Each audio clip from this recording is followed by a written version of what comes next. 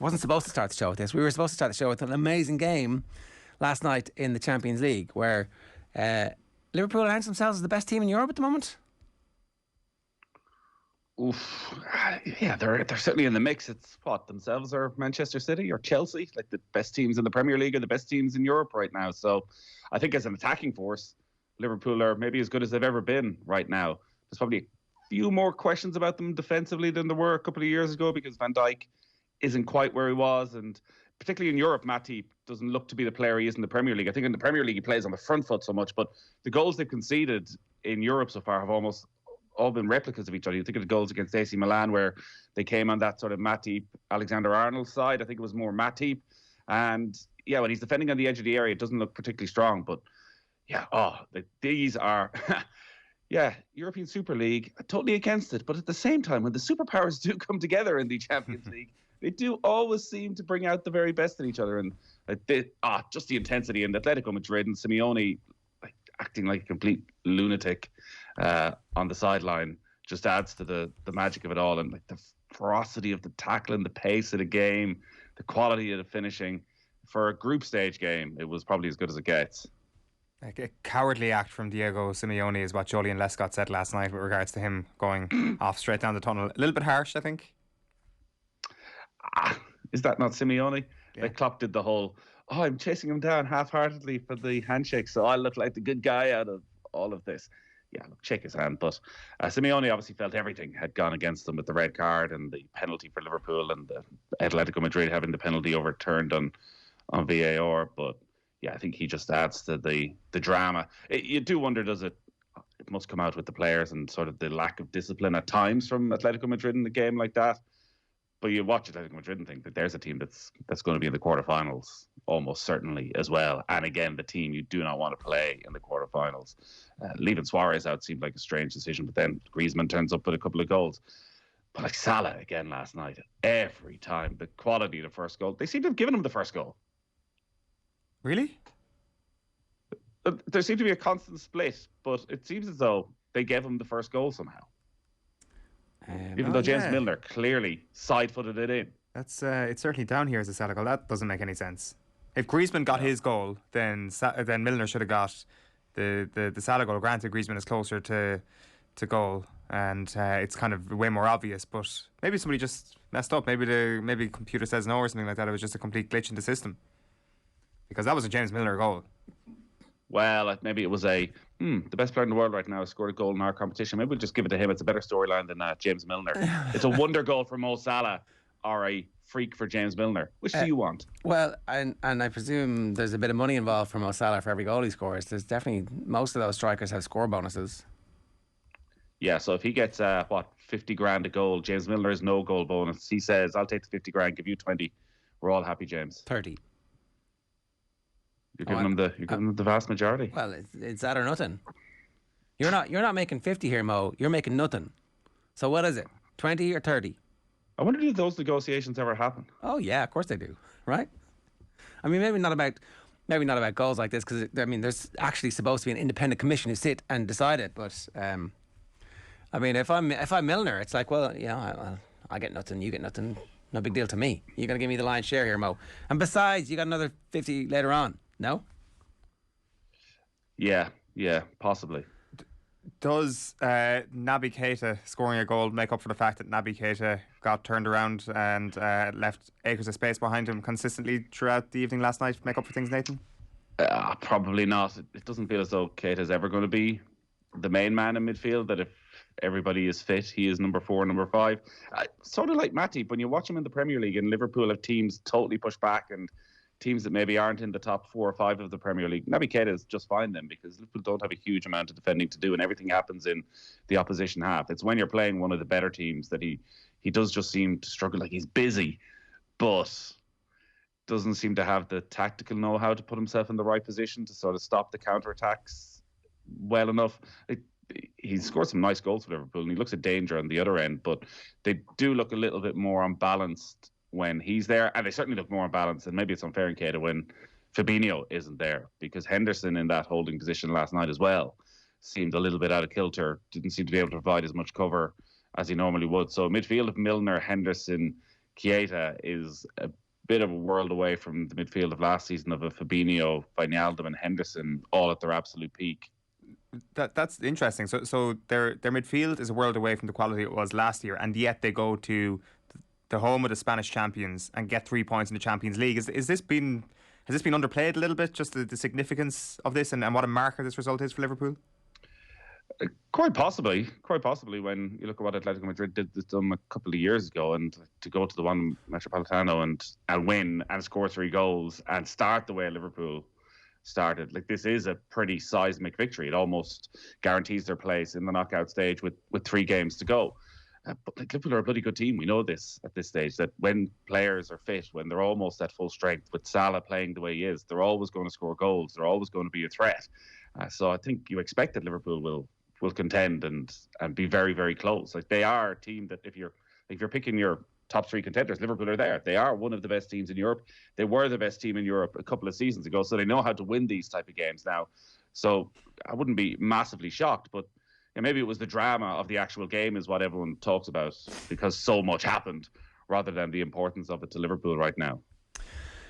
If we're to think about where Liverpool are now versus where they were last season, the speed at which they recovered and bounced back from, like, bear in mind, it was a bit of a fluke at the end that they actually got back into this competition, it felt like. And what's that down to? What was last year down to? Was it down to chronic mismanagement at the end of the previous season when they could have rested all their players and instead they didn't, and then everybody went off and got absolutely exhausted by playing in international competition and they just didn't understand what they were doing? What is it down to, apart from the Van Dijk injury? Because he isn't back, by his own admission, just yet to where he was. Without rehashing a conversation of a year ago, I don't think you could just ignore the Van Dijk injury, and that was nothing to do. No, I didn't say that. Pre-season or anything like that. That was a shocking challenge. But that, you're talking about the best player in the league from the year before being gone for the entire season. But I don't. Look, I know. What's your point? I guess my point is that he's not back to where he was, right? So I can't just pencil in that's the reason why they're suddenly back to Europe's best and England's best, when last season they were absolutely mediocre, and he was playing in the Villa game. He was, but we are going back over the ground. Like, they conceded 7 goals against Aston Villa, went on a 12-game unbeaten run after that.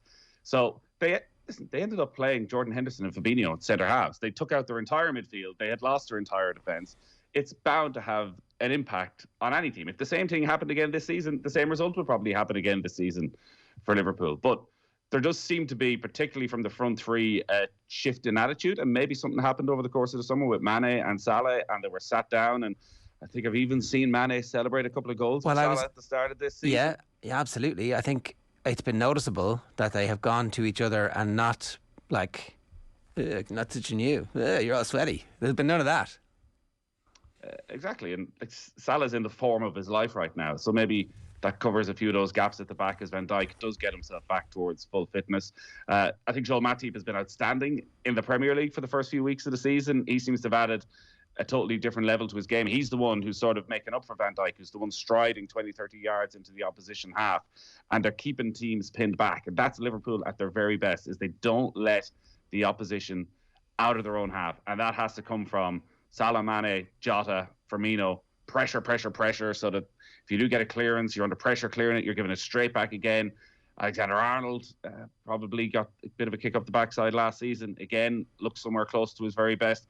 And the midfield has always been industrious. So and I think Fabinho's had a very good start to the season. So it's very similar to 2 years ago, 3 years ago, when they were competing and winning the league title and the Champions League title. It's the same formula. Not a huge amount has changed, I don't think, from 2-3 seasons ago. They've just managed to get back to that level. And like, for that, I guess you put it down to Jurgen Klopp and his brilliant management, his brilliant man management, and his ability to get these players working their ass off and consistently doing it every single game. The relationship between the front 3 is interesting, because if you compare this team to 2 years ago, there was nobody coming off the bench as good as Diogo Jota. And I think it maybe makes it a little bit more comfortable politically for Jurgen Klopp if, like on Saturday, you have Salah, Mane and Firmino all on the score sheet. It doesn't give him any excuse to tinker with that front 3 whatsoever. And I guess Jota, maybe this is just a completely misplaced opinion here, Nathan, but it does seem that he will be the most accepting of a place on the bench throughout the season and accepting of that impact sub role, whereas Mane and Firmino, you get the sense, given they've been there longer and given they're Premier League champions, be a little bit more pissed off if Jota ever got ahead of them and managed to nail down that starting place for a prolonged period of time. Yeah, I think Firmino's probably had to get his head around the fact that it's happening and it's going to happen. And again, of the front three, you'd probably say Firmino's the more likely to accept that than Salah or Mane. When he's being substituted, he seems to stroll off the pitch. You don't get the sense he's ever going to throw his toys out of the pram. But that's what they need. Like, it can't be seen as a problem that Liverpool have some options actually in one or two areas of the pitch now, because we saw what happened last season with injuries. If Firmino, and even with the travel that these players are having to do for into the international games, I know Firmino wasn't involved, but if he gets him back fit, you'd expect to be back in the Brazil squad next time around, Roberto Firmino, that you need Jota. And you need Jota contributing. And he does look the most likely, Jota, to contribute off the bench all the time. Like, he's such a threat. The penalty he won last night, even though he did something stupid straight afterwards, but the penalty he won last night, like, they need that in every part of the pitch. And they probably do still lack a little bit in midfield. But maybe you look at it and think there's players missing. Fabinho wasn't there. Thiago wasn't there. Curtis Jones isn't there. And still they were able to put out a midfield of Milner, Henderson and Keita and win away at Atletico Madrid. Can you ask for much more than that from your midfield? It's not the huge depth and quality that some of the other sides have, but I just, every time I think of Liverpool and what makes this side great, like, it's Klopp. It is Jurgen Klopp. That is the secret sauce for this Liverpool side. He has something in his capabilities that gets these players working harder than any other team, even in Atletico Madrid, to be able to physically go up against that Atletico Madrid side, to have them on the back foot, to get Salah scoring the goals he's scoring, the quality of the goals he's scoring, like the finish for the Salah Milner goal. Like, that comes from Salah 100 miles an hour scampering across the pitch to make sure he keeps it in play. He doesn't give up that ball. He wants that. He knows what's there away from home, that you have to make those hard yards even early in the game. And I think that comes back to the manager. So it feels as though conversation is starting a bit more about Klopp and 2024, and will he stay on, or should Liverpool give him some sort of a sabbatical for a year and welcome him back? Because I think people realise that as much as Van Dijk might be the best in the world and Salah might be the best in the world, that if Klopp goes, like, whew.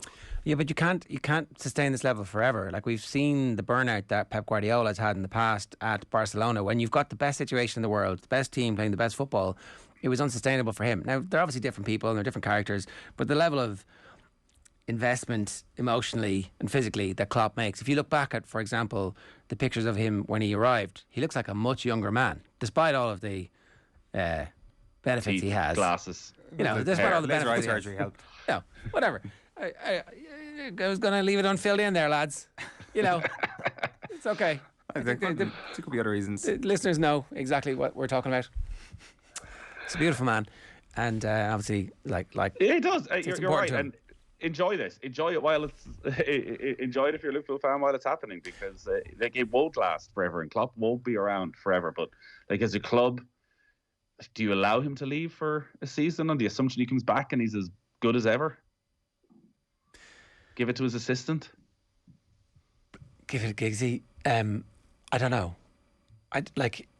Maybe, but maybe then you're always searching for that bit, these drugs, this high, and it never really comes back. I don't know. Maybe things have to change. Maybe you realise that if you're the owners, that he's made you billions over the course of his time there. The value of the club has increased so much, and the profits that they're making every year, he's probably worth that amount. So you probably do bend the rules for somebody like him, and think of him maybe it's a Steve Jobs situation where he leaves for a while and comes back, and the second flush and the third flush are even better than the first flush. I don't know. Maybe that's what they have to do. It does seem as though, and listen, he's always been very forthright, and I think we've spoken before about his intensity around match day, that people see a sort of lovely, cuddly Klopp at times, and he's the manager everyone would want to go for a pint with, but at post-match interviews, he has no time for anybody. It is 100% gets his message out and get out of there. And watching his press conference on last Friday ahead of the Newcastle game, it was a masterclass in just being open and honest and being a voice for football in the way he spoke about Newcastle and Saudi Arabia. It was so unusual to hear a manager sit and be that critical of the Premier League and of Richard Masters and what Saudi Arabia are trying to do with Newcastle. And like this went on for 20 minutes where he went bang, bang, bang, bang, bang. Every question he was asked, he basically took somebody out of it. Again, spoke about Newcastle and are Saudi Arabia just going to buy every team in the Premier League? Is that how they're going to sort this out? That maybe it'll be fair in 10 years' time because Saudi Arabia own everyone and we all have the same amount of money. He went to town on Gareth Southgate about not picking Joe Gomez in the squad. He went to town on Lee Carsley about playing Curtis Jones in an under-21 game. Went to town on Watford for always sacking their managers, even though they're playing Watford the day after. It feels a bit like the shackles are off of him at the moment. He can sort of say what he wants when he wants. That he has a full understanding of his power and the weight of his words, and he's not afraid to use them. And maybe that's just the period he's in his career, or maybe it's this is all going to be coming to an end soon. I'll do what the hell I want. It's hard to know, isn't it? And that's why we definitely should enjoy it while it lasts, because Liverpool fans, particularly of your age, have an understanding of the cyclical nature of this, that this isn't what it's going to be like forever, that there's an at-bat at the moment and they need to capitalise by winning as many trophies as they possibly can. And last year's down year seems to have helped to revitalise the squad for this year.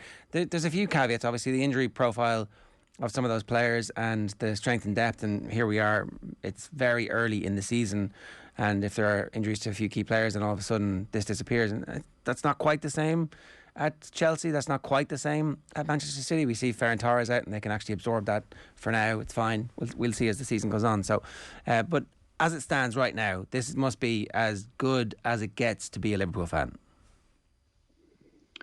Well, I think when they won the league and pretty much won their first 20 games was quite good for Liverpool period, supporters. This is not a today thing. This is I think there's very leaning few back Liverpool, into the last few years. The Liverpool supporters who can probably remember the mid 80s might question it, but I think for the style of football that they play as well, as much as anything, that's you go to Anfield, you're going to be entertained right now. You're going to see goals. You're going to see some of the best talents in the world, and you're going to see a good attitude. A team who are going to get after it. So yeah, I think that's what Jurgen Klopp has created. Again, from the second Champions League season, from the season they won it, you didn't look at Liverpool and think this was a sort of freak. You thought actually this is one of, if not genuinely the best team in Europe who can compete with Chelsea, Manchester City, Paris Saint-Germain and Bayern Munich, and that's probably the short list right now, isn't it? We've kind of touched on it briefly, but are you concerned about Van Dijk at all?